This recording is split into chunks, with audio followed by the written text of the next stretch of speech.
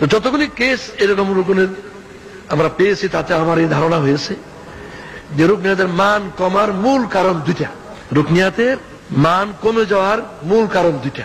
একটা কারণ হচ্ছে ওই যে আমি মৌলানা মজিদুর রহমানের বইয়ের উল্লেখ করেছি ইসলামী আন্দোলন সাফল্যের শর্তাবলী। এই শর্তাবলীর ব্যক্তিগত 4টা গুণের 4র্থ গুণটা হচ্ছে যেটা রুকনিয়াতের শপথের সময় রুকুন ঘোষণা করে, যেটা কালকে আমি উদ্বোধনীতে শুনে এসেছি যে ইসলামকে কায়েম করা আমার জীবনের উদ্দেশ্য।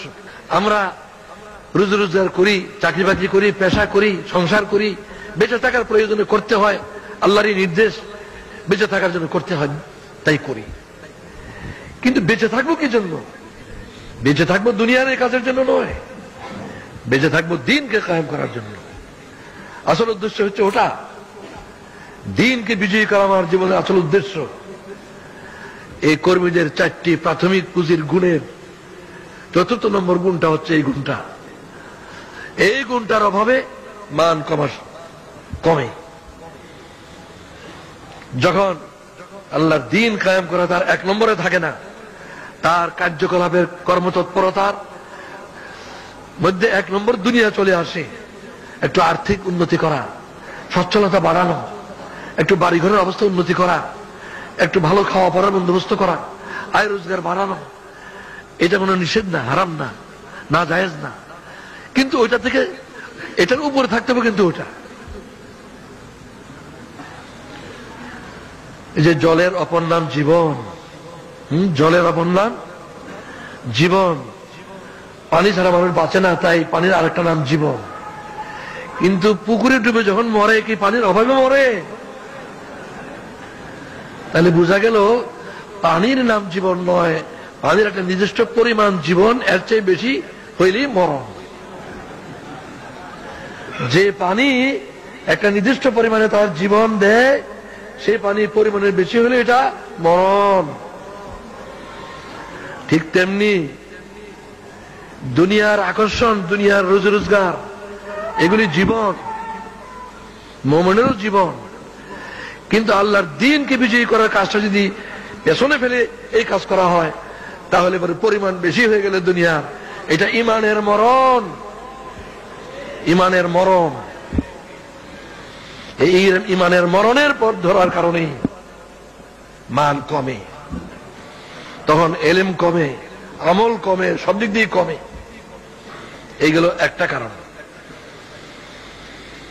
এইটার কারণে বৈঠকে ঠিক মতো আসে না, রিপোর্ট দুর্বল হয়, এটার কারণে এয়ানত রেগুলার দেয় না, অনেক দিক দিয়েই তার কমতি আসে।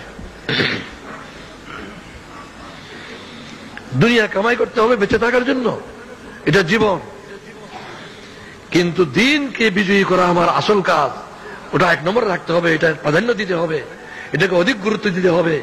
ওটাকে গুরুত্ব কম দিলে আমার ইমানের মরণ।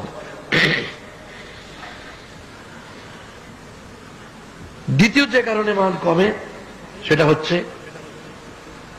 আর একটু সূক্ষ্ম এবং গভীর। যখন রুকুন ইন্না সলাতি ওয়া নুসুকি ওয়া মাহইয়ায়া ওয়া মামাতি লিল্লাহি রাব্বিল আলামিন বলে শপথ নেয়, তখন এটা এত বড় একটা দাবি,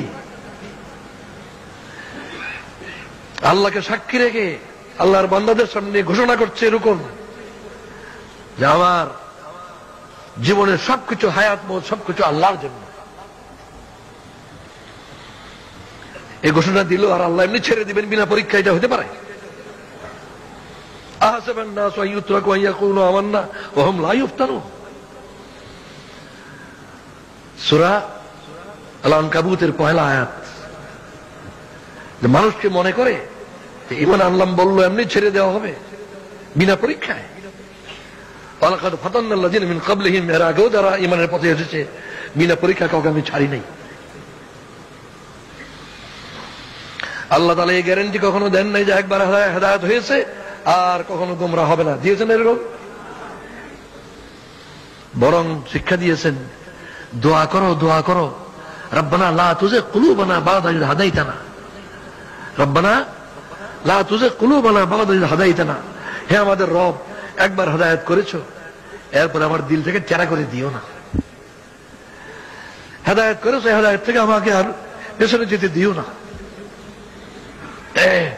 এর অর্থ এটাই যে তুমি হেদায়েত হয়েছো, এই গ্যারান্টি পাওয়া যায়নি যে তুমি চিরদিন হেদায়েতের উপর কায়েম থাকতে পারবে।